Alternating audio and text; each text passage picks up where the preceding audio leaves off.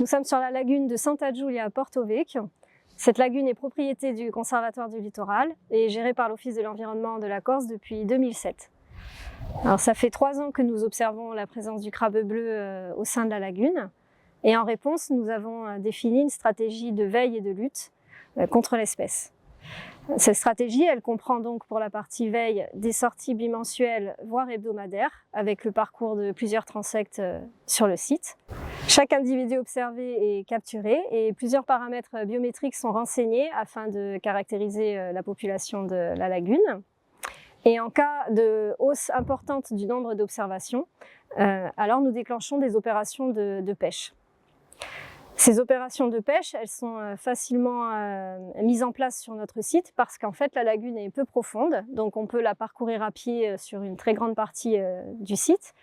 Et nous avons aussi utilisé des fouennes pour pêcher le crabe et ça s'est avéré une technique vraiment efficace. Nous avons aussi testé l'utilisation de nasses artisanales fabriquées par mon collègue Benoît.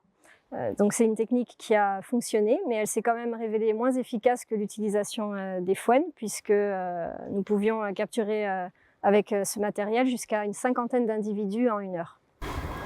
Malgré l'efficacité de cette technique, l'explosion des effectifs en 2025 ne nous a pas permis de maintenir notre objectif de contrôle de la population dans la lagune. Nous avons pêché plus de 1000 spécimens durant 6 journées de pêche, mais sans effet apparent sur la dynamique de la population sur le site. Néanmoins, nous avons observé la mortalité de tous les crabes dans les 2 semaines suivantes, certainement à cause d'un taux de salinité élevé sur le site.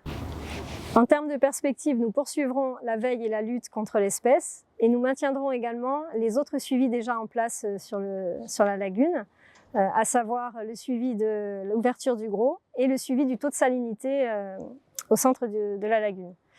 Cela nous permettra de mieux comprendre le fonctionnement de la lagune, mais aussi, nous l'espérons, du cycle du crabe.